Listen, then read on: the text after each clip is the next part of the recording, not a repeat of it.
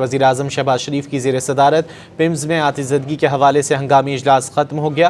اعلامیے کے مطابق اجلاس کے دوران وزیراعظم نے سیکرٹری صحت کو معطل کرتے ہوئے اجلاس سے جانے کا کہا۔ مزید جانیں گے ڈان نیوز کے نمائندے طاہر شیرانی سے۔ طاہر، کیا تفصیلات ہیں اجلاس کی؟ جی، وزیراعظم آفس کی جانب سے جو اعلامیہ جاری کیا گیا ہے اس کے مطابق وزیراعظم نے واقعے پر شدید برہمی کا اظہار کیا اور سخت ترین کارروائی کے احکامات جاری کیے۔ وزیراعظم شہباز شریف نے جو اعلیٰ سطح کمیٹی ہے جو تحقیقات کے لیے بنائی ہے اس نے اپنا کام شروع کر دیا ہے۔ سابق سیکرٹری داخلہ شاہد خان کمیٹی کے سربراہ مقرر کیے گئے ہیں، جبکہ سیکرٹری اسٹیبلشمنٹ ڈویژن نبیل اوان سمیت جو دیگر ہیں وہ کمیٹی میں شامل ہیں۔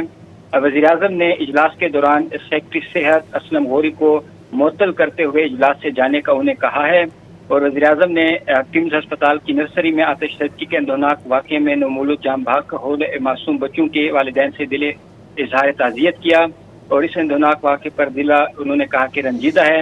وزیراعظم نے کہا کہ والدین کی اس دکھ میں وہ برابر کے شریک ہیں، اللہ تعالیٰ لواحقین کو صبر و جمیل عطا فرمائے۔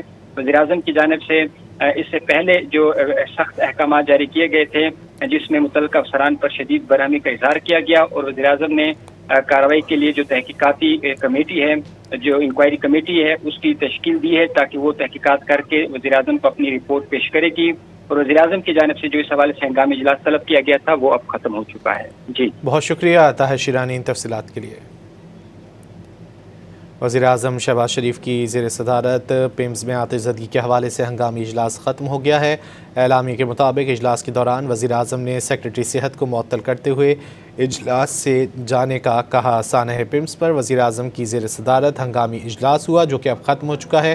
وزیراعظم نے سیکرٹری صحت کو معطل کر کے اجلاس سے جانے کا کہا۔ وزیراعظم کا سانحہ میں جاں بحق بچوں کے والدین سے اظہار تعزیت، والدین کے اس دکھ میں برابر کے شریک ہیں، وزیراعظم شہباز شریف کی جانب سے یہ کہا گیا۔